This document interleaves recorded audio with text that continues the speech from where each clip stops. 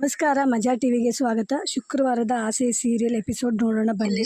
ಇಲ್ಲಿ ಶ್ರುತಿ ಅವ್ರ ತಾಯಿ ಹತ್ರ, ಅಮ್ಮ ಫಂಕ್ಷನ್ ಮುಗ್ದೋಯ್ತಲ್ಲ, ನಾನು ಇನ್ನೆಲ್ಲ ಒಡವೆ ಬಿಚ್ಚಾಕ್ಲಾ ಅಂತ ಕೇಳ್ತಾಳೆ. ಅದಕ್ಕೆ ಅವ್ರ ಅಮ್ಮ ಹೇಳ್ತಾರೆ, ಇಲ್ಲಮ್ಮ ಇನ್ನೂ ದೃಷ್ಟಿನೇ ಇದೆ, ತೆಗ್ದಿಲ್ಲ, ಮತ್ತೆ ಹೇಗೆ ತೆಗ್ದಾಕ್ತೀಯಾ, ಅದು ನಮ್ಮ ಮನೆಗೆ ಹೋಗೋವರೆಗೂ ಇರಬೇಕು ಅಂತ. ಅವಾಗ ರವಿ ಹೇಳ್ತಾರೆ, ಆಂಟಿ ನಮ್ಮ ಮನೆಗೆ ತಾನೇ ಹೋಗೋದು, ನಿಮ್ಮ ಮನೆಗೆ ಅಲ್ವಲ್ಲ ಅಂತ ಹೇಳ್ತಾನೆ. ಅದಕ್ಕೆ ಅವ್ರು ಹೇಳ್ತಾರೆ, ಇಲ್ಲಪ್ಪ ಶಾಸ್ತ್ರದ ಪ್ರಕಾರ ನಮ್ಮನೆಗೆ ಹೋಗಬೇಕು ಅಂತ ಹೇಳ್ತಾರೆ. ಅದಕ್ಕೆ ರವಿ ಹೇಳ್ತಾನೆ, ನಮ್ಮ ತಾಯಿ ಹತ್ರ ಇನ್ನೂ ನಾನು ಹೇಳಲಿಲ್ಲ, ಅದು ಪರವಾಗಿಲ್ಲ, ನಾನು ಹೇಳ್ಕೊತೀನಿ ನಿಮ್ಮಮ್ಮ ಹತ್ರ ಅಂತ, ಅಷ್ಟು ಬೇಗ ಎಲ್ಲ ಆಗೋಗುತ್ತೆ ಅಂತ. ಅದಕ್ಕೆ ಹೇಳ್ತಾನೆ, ಏನು ಆಗೋಗುತ್ತೆ ಆಂಟಿ, ಅಲ್ಲಪ್ಪ ಫಂಕ್ಷನ್ ಎಲ್ಲ ಮುಗ್ದೋಗುತ್ತೆ ಅಂತ ಹೇಳಿದೆ ಅಂತ ಹೇಳ್ತಾಳೆ.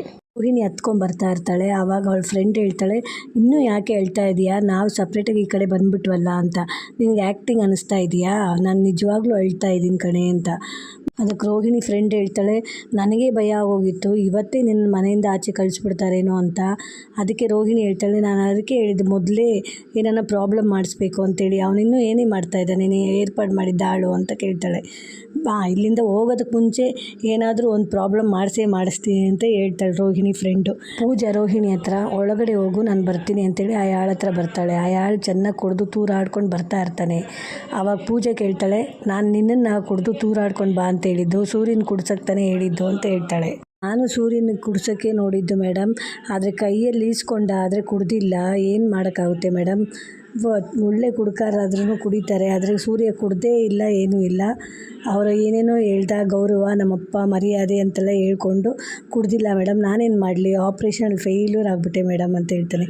ಅದಕ್ಕೆ ಪೂಜೆ ಹೇಳ್ತಾಳೆ, ದೊಡ್ಡ ಮಿಲ್ಟ್ರಿ ಆಫೀಸರ್ ನೀನು, ಫೇಲ್ಯೂರ್ ಆಗಿಬಿಟ್ಟೆ ಅಂತ ಹೇಳ್ತಾಳೆ. ಕಾಳು ಹೇಳ್ತಾನೆ, ಮೇಡಮ್ ನಾನು ದುಡ್ಡು ಸೆಟಲ್ ಮಾಡಿ ನಾನು ಹೋಗ್ತೀನಿ ಅಂತ ಹೇಳ್ತಾನೆ.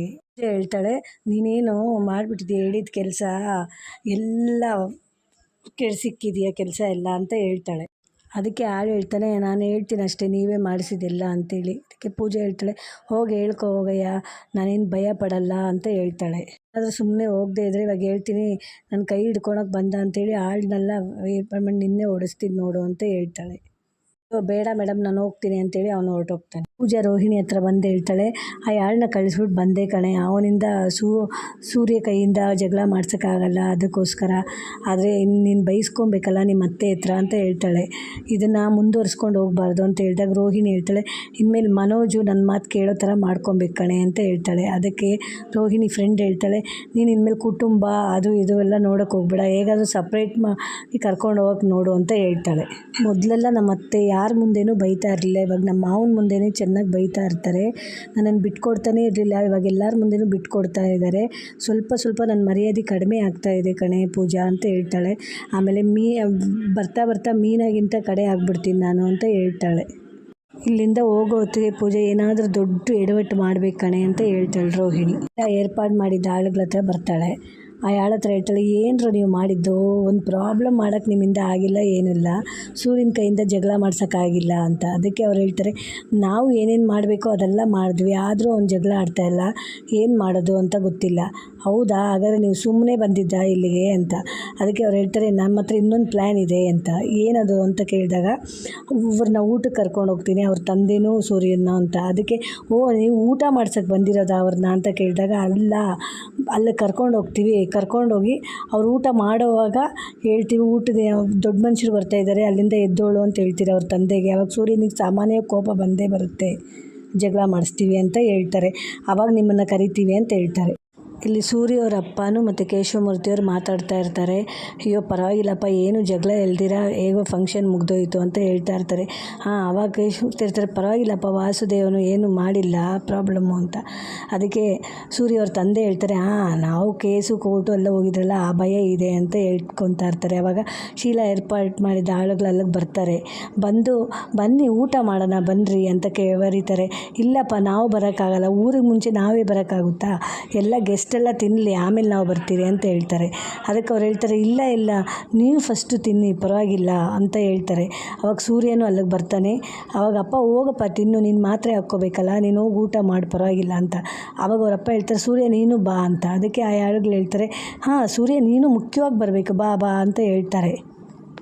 ಗಂಡ ಶೀಲಾ ಹತ್ರ ಕೇಳ್ತಾರೆ, ನೀನು ಮಾಡಿದ ಪ್ಲ್ಯಾನ್ ಎಲ್ಲ ಫ್ಲಾಪ್ ಆಯಿತಾ, ಎಲ್ಲಿ ಅವರಿಬ್ಬರು ಆಳುಗಳು ಅಂತ ಕೇಳ್ತಾರೆ. ಅದಕ್ಕೆ ಅವಳು ಹೇಳ್ತಾಳೆ, ಇವಾಗವರೆಗೂ ಏನೂ ಮಾಡಿಲ್ಲ, ಆದರೆ ಇವಾಗ ಒಂದು ದೊಡ್ಡ ಪ್ಲ್ಯಾನ್ ಮಾಡಿದ್ದಾರೆ, ಆ ಪ್ಲ್ಯಾನು ಸಕ್ಸಸ್ ಆಗುತ್ತೆ ಅಂತ ಹೇಳ್ತಾಳೆ. ಗಂಡ ಕೇಳ್ತಾರೆ, ಏನು ಪ್ಲ್ಯಾನು ಅಂತ. ಇವಾಗ ಅವ್ರ ಸೂರ್ಯನ ತಂದೆನ ಇಬ್ಬರನ್ನು ಊಟಕ್ಕೆ ಕರ್ಕೊಂಡು ಹೋಗ್ತಾರೆ. ಊಟಕ್ಕೆ ಕರ್ಕೊಂಡೋಗಿ ಚೆನ್ನಾಗಿ ಎಲೆ ಹಾಕಿ ಅವ್ರಿಗೆ ಊಟ ಮಾಡ್ಸಕ್ಕ ಅಂತ ಕೇಳ್ತಾರೆ. ಅಲ್ಲ, ಆಗಲ್ಲ ಮಾಡೋದು ಅಂತ ತಂದೆ ಊಟ ಮಾಡುವಾಗ ಮಧ್ಯದಲ್ಲೇ ಎಬ್ಬರಿಸೋ ರೀತಿ ಯಾರೋ ಬರ್ತಾ ಇದ್ದಾರೆ ಅಂತೇಳಿ. ಆವಾಗ ಸೂರ್ಯನಿಗೆ ಕೋಪ ಬಂದೇ ಬರುತ್ತೆ. ಆವಾಗ ಜಗಳ ಮಾಡಿಸೋ ಥರ. ಅವಾಗ ನಾವು ಹೋಗಿ ಆ ಜಗಳನ ದೊಡ್ಡದು ಮಾಡೋಣ, ದೊಡ್ಡದು ಮಾಡಿ ಇವತ್ತು ಹೇಗಾದರೂ ರವಿನೂ ಮತ್ತು ಮನೆಗೆ ಕರ್ಕೊಂಡು ಹೋಗೋಣ ಅಂತ ಹೇಳ್ತಾರೆ ಅವ್ರ ತಾಯಿ. ಏರ್ಪಾಡು ಮಾಡಿದ ಆಳುಗಳು ಸೂರ್ಯ ತಂದೆನೂ ಸೂರ್ಯನೂ ಶಿವಮೂರ್ತಿಯವ್ರನ್ನ ಊಟಕ್ಕೆ ಕರ್ಕೊಂಡು ಹೋಗ್ತಾರೆ. ಊಟದ ಸಾಲಲ್ಲಿ ಕುತ್ಕೊಂಡಿರ್ತಾರೆ.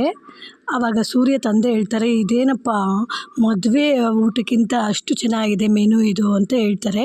ಅದಕ್ಕೆ ಸೂರ್ಯ ಹೇಳ್ತಾನೆ, ಇಡೀ ಇಂಡಿಯಾ ಮದುವೆ ನೋಡ್ದಂಗೆ ಇದೆಯಲ್ಲಪ್ಪ ಅಂತ ಹೇಳ್ತಾನೆ.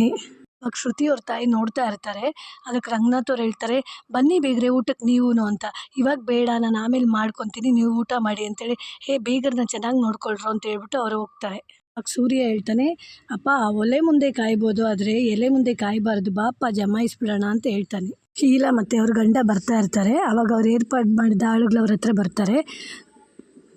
ಆವಾಗ ಆಳುಗಳು ಹೇಳ್ತಾರೆ, ಇವಾಗ ನಾವು ಹೋಗಿ ಅವ್ರು ಕೂತ್ಕೊಂಡಿರ್ತಾರೆ ಊಟಕ್ಕೆ, VIP ಗಳು ಬಂದಿದ್ದಾರೆ ಅಂತ ಎಬ್ಬರಿಸ್ತೀವಿ, ನೀವು ಬನ್ನಿ ಅಲ್ಲಿಗೆ ಅಂತ. ಅದಕ್ಕೆ ಶ್ರುತಿ ತಂದೆ ಹೇಳ್ತಾರೆ, ಸೂರ್ಯ ಒಂದೆರಡು ಡೇಟ್ ಹೊಡಿಬೋದು, ಆದರೆ ತಡ್ಕೊಳ್ಳಿ, ನಮಗೆ ಸಹಾಯ ಮಾಡ್ತಾ ಇದ್ದೀವಿ ಅಂತೇಳಿ, ನಾವು ಅಲ್ಲಿಗೆ ಬಂದಮೇಲೆ ನೀವು ಫ್ರೀ ಬರ್ಡ್ಸ್ ಆಗ್ತೀರಿ ಅಂತ ಹೇಳ್ತಾರೆ. ಮತ್ತು ಅವ್ರ ಗಂಡ ಬಂದು ನೋಡಿದಾಗ ಸೂರ್ಯ ಅವ್ರ ತಂದೆ ಮತ್ತು ಸೂರ್ಯ ಶಿವಮೂರ್ತಿಯವರು ಬಡಿಸ್ತಾ ಇರ್ತಾರೆ ಊಟ ಮಕ್ಕಳಿಗೆ. ಅವಾಗ ಶೀಲಾ ಗಂಡ ಕೇಳ್ತಾರೆ, ನೀನು ಹೇಳಿದ್ದೇನು ಇಲ್ಲೇನು ಆಗ್ತಾ ಇದೆ ಅಂತ ಕೇಳ್ತಾರೆ. ಅವಾಗ ಶೀಲಾ ಅವ್ರು ಕೇಳ್ತಾರೆ, ಬೀಗ್ರೆ ನೀವು ಊಟ ಮಾಡ್ದಿರಾ ಏನಕ್ಕೆ ಮಕ್ಳಿಗೆ ಬಡಿಸ್ತಾ ಇದ್ದೀರಿ ಅಂತ ಕೇಳ್ತಾರೆ. ಅಲ್ಲಮ್ಮ, ನಾವು ಊಟಕ್ಕೆ ಕುತ್ಕೊಂಡಾಗ ಮಕ್ಕಳ ಹೊಟ್ಟೆ ಹಸ್ಕೊಂಡು ಬಂದರು, ಅದಕ್ಕೋಸ್ಕರ ಅವ್ರಿಗೆ ಬಡಿಸ್ತಾ ಇದ್ದೀವಿ ಅಂತ. ಮಕ್ಳು ಆಮೇಲೆ ಊಟ ಮಾಡ್ತಾಯಿದ್ರಲ್ಲ ಬೀಗ್ರೆ, ಮಕ್ಕಳೇ ನೀವು ಎದ್ದೋಳ್ರಿ ಅಂತ ಹೇಳ್ತಾರೆ. ಅದಕ್ಕೆ ರಂಗನಾಥ್ ಹೇಳ್ತಾರೆ, ಎಷ್ಟು ಪಾಪ ಅಮ್ಮ ಅದು ಊಟದಿಂದ ಮಕ್ಕಳನ್ನ ಎಬ್ಬರಿಸೋದು, ಅವ್ರು ತಿಂದರೆ ನಮ್ಮ ಹೃದಯ ತುಂಬ ಬರುತ್ತಮ್ಮ, ತಿನ್ನಲಿ ಬಿಡಿ ಅಂತ ಹೇಳ್ತಾರೆ. ಆವಾಗ ಶೀಲಾ ಆಳುಗಳು ಹೇಳ್ತಾರೆ, ಏನು ಮೇಡಮ್, ನಮ್ಮ ಪ್ಲ್ಯಾನ್ ಫ್ಲಾಪ್ ಆಗೋಯ್ತಲ್ಲ, ಈ ಥರ ಆಗೋಯ್ತಲ್ಲ ಅಂತ. ಅದಕ್ಕೆ ಸೂರ್ಯ ಕೇಳಿಸ್ಕೊಂಡು ಹೇಳ್ತಾನೆ, ಏನು ಪ್ಲ್ಯಾನ್ ಅದು ಅಂತ. ಅಲ್ಲ, ನಿಮಗೆ ಬೀಗರಿಗೆ ಉಪಚಾರ ಮಾಡೋದು ಹೊರಟೋಯ್ತಲ್ಲ ಅಂತ ಹೇಳಿದ್ದಷ್ಟೇ ಅಂತ ಹೇಳ್ತಾರೆ. ಆವಾಗ ಸೂರ್ಯ, ಅಪ್ಪ ಬೀಗರು ಯಾಕೋ ಬೇಜಾರಾಗಿದ್ದಾರೆ ಅಂತೇಳಿ ಕೈಯಲ್ಲಿರೋ ಬಜ್ಜಿ ಎತ್ಕೊಂಡು ಅವರಪ್ಪನಿಗೆ ತಿನ್ನಿಸ್ತಾನೆ. ಅವರಪ್ಪ ಸೂರ್ಯನಿಗೂ ತಿನ್ನಿಸ್ತಾರೆ. ಆವಾಗ ರಂಗನಾಥ್ ಅವರು ಶಿವಮೂರ್ತಿ ಅವ್ರನ್ನ ಕರೆದು ಅವ್ರಿಗೂ ತಿನ್ನಿಸ್ತಾರೆ. ಅಲ್ಲಿಂದ ಶೀಲಾ ಮತ್ತು ಅವ್ರ ಗಂಡ ಏರ್ಪಾಡು ಮಾಡಿದ ಆಳುಗಳು ಮೇಲೆ ಬರ್ತಾರೆ. ಆವಾಗ ಅವ್ರ ಗಂಡ ಹೇಳ್ತಾರೆ, ಅವರು ಗಂಡ ತಂದೆ ಆಗಿ ಅವ್ರಿಗೆ ಊಟ ಬಡಿಸೋದಕ್ಕೆ ಅವಮಾನ ಆಗಿಲ್ಲ, ಇನ್ನು ನೀವೇನು ಅವಮಾನ ಮಾಡ್ತೀರಿ ಅಂತ ಹೊರಟೋಗ್ತಾರೆ. ಅವಾಗ ಶೀಲಾ ಆಳುಗಳು ಹೇಳ್ತಾರೆ, ಒಂದು ಕೆಲಸನೂ ನೀವು ನ್ಯಾಯವಾಗಿ ಮಾಡಲ್ಲ ಅಂತ. ಅದಕ್ಕೆ ಅವ್ರು ಹೇಳ್ತಾರೆ, ಅವ್ರು ತ್ಯಾಗ ಮಾಡಿದ್ರೆ ನಾವೇನು ಮಾಡೋದು ಅಂತ. ಅಂದ್ಕೊಂಡು ಶೀಲಾ ಅವರು ಹೋಗ್ತಾರೆ. ಅಲ್ಲಿ ರವಿ ಶ್ರುತಿ ಫ್ರೆಂಡ್ಸ್ ಜೊತೆ ಸೆಲ್ಫಿ ತೆಗಿತಾ ಇರ್ತಾರೆ. ಶ್ರುತಿ ಫ್ರೆಂಡ್ಸ್ ಹೇಳ್ತಾರೆ, ಮದುವೆ ಆದಮೇಲೆ ಇವಾಗಲೇ ನಿನ್ನನ್ನು ಮೀಟ್ ಆಗ್ತಾ ಇರೋದು, ನೆಕ್ಸ್ಟ್ ಮೀಟಿಂಗ್ ಯಾವಾಗಲೂ ನಿಮ್ಮ ಶ್ರೀಮಂತಿಕೆ ಅಂತ ಹೇಳಿದಾಗ ಶ್ರುತಿ ಹೇಳ್ತಾರೆ, ಇಚ್ಛೆ ಹೋಗ್ರಿ ಅಂತ ತಮಾಷೆಗೆ ಹೇಳ್ತಾಳೆ. ಅಲ್ಲಿಗೆ ಸೂರ್ಯ ತಾಯಿ ಕಸ್ತೂರಿ ಈ ಕಡೆ ಬರ್ತಾರೆ. ಬಂದು ಹೇಳ್ತಾರೆ, ಕಸ್ತೂರಿ ಹೇಳ್ತಾರೆ, ಬೇಗ ಫಂಕ್ಷನ್ ಎಲ್ಲ ನಡೀತಲ್ಲ ಇಬ್ಬರಿಗೂ ಚೆನ್ನಾಗಿ, ಇವಾಗ ದೃಷ್ಟಿ ತೆಗಿಬೇಕು ಶಾಂತಿ ಅಂತ ಹೇಳಿದಾಗ, ಹೋಗಿ ರೋಹಿಣಿನ ಕರ್ಕೊಂಡು ಹೋಗು ಅಂತ ಕಸ್ತೂರಿ ಹೇಳ್ತಾಳೆ. ಅವಾಗ ಶಾಂತಿ ಹೇಳ್ತಾಳೆ, ನಾನೇನು ಅವಳಿಗೆ ದಾರಿ ಗೊತ್ತಿದೆ ಬಿಡು, ಬರ್ತಾಳೆ ಅಂತ. ಅವಾಗ ಅಲ್ಲೇ ಮೀನಾ ನಿಂತಿರ್ತಾಳೆ. ಕಸ್ತೂರಿ ಅವ್ರು ಹೇಳ್ತಾರೆ, ಮೀನಾ ಹೋಗಮ್ಮ, ರೋಹಿಣಿನ ಕರ್ಕೊಂಡು ಬಾ ಅಂತ ಹೇಳ್ತಾರೆ. ಮೀನಾ ರೋಹಿಣಿ ರೂಮಿಗೆ ಬಂದು ರೋಹಿಣಿನ ಕರೀತಾಳೆ. ಅತ್ತೆ ಕರೀತಾ ಇದ್ದಾರೆ, ಬನ್ನಿ ದೃಷ್ಟಿ ತೆಗಿಬೇಕಂತೆ ಅಂತ ಹೇಳ್ತಾಳೆ. ಅವಾಗ ಪೂಜಾ ಮೀನಾ ಹತ್ರ, ನಾವು ಬರ್ತೀವಿ ನಡೀರಿ ಅಂತ ಹೇಳ್ತಾಳೆ. ಪೂಜಾ ತೆಗ್ದಾಕಿದ್ದ ಹಾರ ರೋಹಿಣಿ ಹತ್ರ ಕೊಟ್ಟು, ಬಾರೆ ಹೋಗೋಣ ಅಂತ ಹೇಳ್ತಾಳೆ. ಇಲ್ಲಿ ಶ್ರುತಿ ತಾಯಿ ಶ್ರುತಿಗೆ ಹಾರ ತಗೊಂಡು ಕೊಡ್ತಾರೆ. ಅಮ್ಮ ಮತ್ತೆ ಹಾಕ್ಕೋಬೇಕಾ ಅಂತ ಹೇಳ್ತಾಳೆ. ಅದಕ್ಕೆ ಅವ್ರ ಅಮ್ಮ ಹೇಳ್ತಾರೆ, ಮತ್ತು ದೃಷ್ಟಿ ತೆಗಿಯೋವರೆಗೂ ಹಾಕ್ಕೋಬೇಕಮ್ಮ, ಹಾಕ್ಕೋ ಅಂತ ಹೇಳ್ತಾರೆ. ರೋಹಿಣಿನೂ ಅಲ್ಲಿಗೆ ಬರ್ತಾಳೆ. ಶಾಂತಿ ಅವ್ರ ಗಂಡನ್ನ ಕರೀತಾಳೆ. ಅದಕ್ಕೆ ಅವ್ರು ಹೇಳ್ತಾರೆ, ಇಲ್ಲಿ ಅವ್ರಿಗೆ ದೃಷ್ಟಿ ತೆಗಿತಾ ಇರೋದು ಹೆಂಗಸರಿಗೆ, ಗಂಡಸರಿಗೆ ಏನೇ ಕೆಲಸ, ಗೌರಿ ದುಃಖ ನಮಗೆ ಏನಕ್ಕೆ ಅಂತಾರಲ್ಲ ಆ ಥರ ಅಂತ ಹೇಳ್ತಾರೆ. ಕಸ್ತೂರಿ ಅವ್ರು ಹೇಳ್ತಾರೆ ರೋಹಿಣಿ ಹತ್ರ, ನೀನು ಹೋಗಿ ಶ್ರುತಿ ಪಕ್ಕದಲ್ಲಿ ನಿಂತ್ಕೊಮ್ಮ ಅಂತ. ಸೂರ್ಯ ರವಿ ಹತ್ರ ಹೇಳ್ತಾರೆ, ನಿನಗೇನು ಅಲ್ಲಿ ಕೆಲಸ, ಬಾರೋ ಈ ಕಡೆ ಅಂತ. ಅವಾಗ ಕಸ್ತೂರಿಯವರು ಮೀನಾನ ಕರೀತಾರೆ, ಮೀನಾ ಇಲ್ಲಿ ಬಾಮ್ಮ ಅಂತ. ಅದಕ್ಕೆ ಶಾಂತಿ, ಮೀನಾ ಏನಕ್ಕೆ ಬೇಕು ಅಂತ. ಅದಕ್ಕೆ ನಾನು ಮೀನಾ ಇಬ್ಬರು ಸೇರಿ ಆರತಿ ತೆಗಿತೀರಿ ಅದಕ್ಕೋಸ್ಕರ ಅಂತ ಹೇಳ್ತಾಳೆ. ಆಮೇಲೆ ಆರತಿ ತೆಗಿತಾರೆ. ಆರತಿ ತೆಗೆದ ತಕ್ಷಣ, ಮೀನಾ ಇದನ್ನು ತೆಗೊಂಡೋಗಿ ಆಚೆ ಹಾಕ್ಬಿಟ್ಟು ಬಾಮ್ಮ ಅಂತ ಹೇಳ್ತಾರೆ ಕಸ್ತೂರಿಯವರು. ಅವಾಗ ಸೂರ್ಯ ಅವ್ರ ಅಪ್ಪ ಹತ್ರ ಕೇಳ್ತಾನೆ, ಏನಪ್ಪ ಇವ್ರಿಗೆ ಮಾತ್ರ ದೃಷ್ಟಿ ತೆಗಿಬೇಕು, ಏನು ಸಾಹಸ ಮಾಡಿಬಿಟ್ಟಿದ್ದಾರೆ ಅಂತೇಳಿ ಅಂತ. ಅದಕ್ಕೆ ಅವ್ರು ಹೇಳ್ತಾರೆ, ಅಲ್ಲ ಕಣೋ, ಬೆಳಗ್ಗೆಯಿಂದ ಅವ್ರಿಗೆ ದೃಷ್ಟಿ ಆಗಿರುತ್ತೆ, ಅದಕ್ಕೋಸ್ಕರ ಏನು ಪ್ರಶ್ನೆ ಕೇಳ್ತೀಯಪ್ಪ ನೀನು ಅಂತ ಹೇಳ್ತಾರೆ.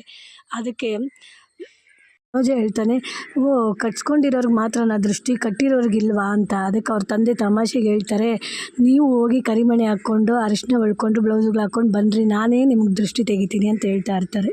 ಸೂರ್ಯ ಹೇಳ್ತಾನೆ, ಹೆಣ್ಮಕ್ಳು ರಮ್ ಇರೋ ಥರ ಕಣೋ, ನಾವು ಪ್ಲಾಸ್ಟಿಕ್ ಗ್ಲಾಸ್ ಇರೋ ಥರ ರಮ್ ಒಳಗಡೆ ಹೋಗಿದ ತಕ್ಷಣ ಗ್ಲಾಸ್ ಬಿಸಾಕ್ತಾರಲ್ಲ ಆ ರೀತಿ ಅಂತ.